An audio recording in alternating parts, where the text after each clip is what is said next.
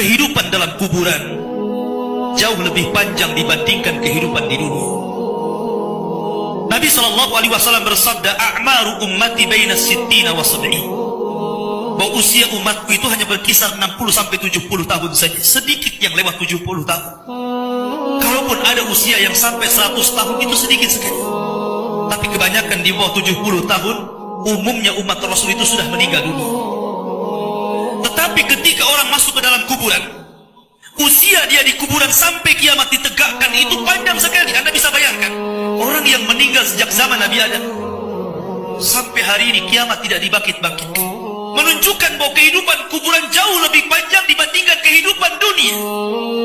Dari sinilah maka wajar seorang mukmin harus takut dengan kehidupan kuburan. Ma'asyiral muslimin yang dimuliakan Allah Azza wa Jalla. Tetapi para ulama mengatakan, apakah orang yang mendapatkan adab kubur itu munqati atau mustamir, terus menerus ataukah terputus?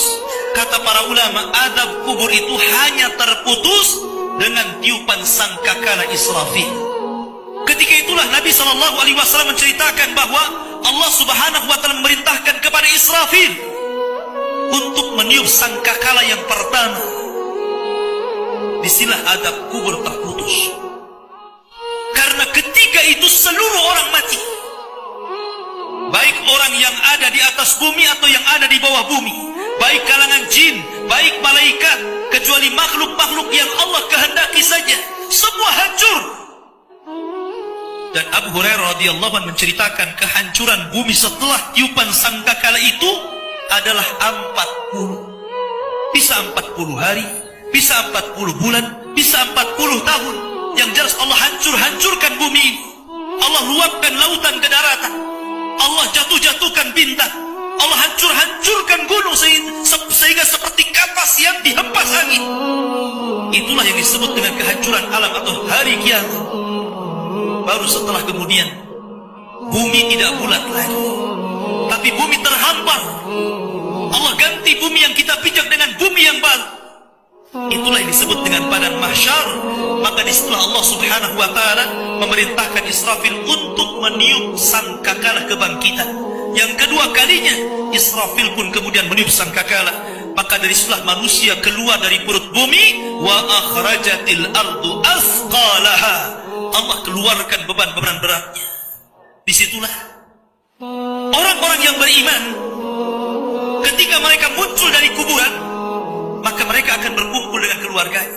Allah mengatakan, alladzina amanu wattaba'athum dzurriyyatuhum biimanin alhaqna bihim dzurriyyatuhum. Orang-orang yang beriman, kemudian keimanan diikuti oleh keluarganya, oleh istrinya, oleh suaminya, oleh bapaknya, oleh anak-anaknya, oleh cucu-cucunya. Maka ketika mereka dibangkitkan dari kuburan, mereka langsung berkumpul menjadi satu keluarga. Dan itu sebuah ketenangan.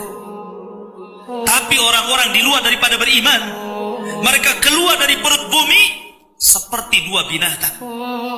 Pertama Allah contohkan dengan laron yang berterbangan. Anda bisa melihat laron apabila terbang di atas lampu atau di sekitar lampu. Lihat bagaimana cara terbangnya. Mereka akan saling tubruk dengan kawan-kawannya. Karena pada hari itu anak lari dari orang tuanya, suami lari dari istrinya, orang tua lari dari anaknya. Terkadang mereka bertubruk satu dengan yang lain.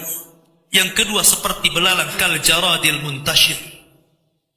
Pertama seperti laron dulu, lari sana lari sini, yang dari barat ke timur, yang dari timur ke barat, yang dari selatan ke utara, yang dari utara ke selatan.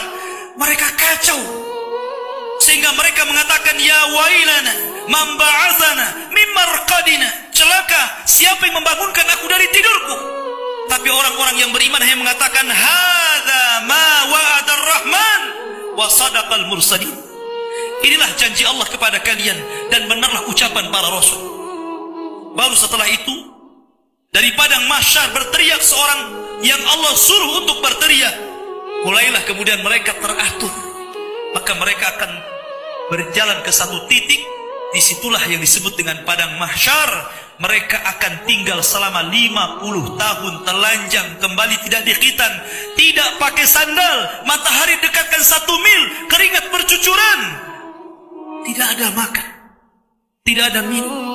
Mereka berdiri 50 tahun. Sehingga akhirnya orang-orang saleh mereka berkumpul, datang kepada Adam minta syafaat. Adam memberikan udzur, tidak sanggup memberikan syafaat.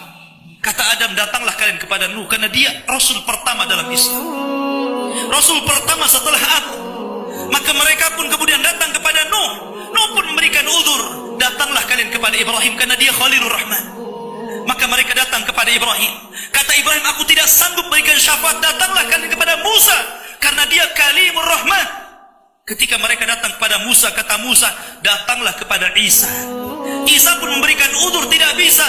Seandainya kalian datang kepada Muhammad sallallahu alaihi wasallam itu lebih baik.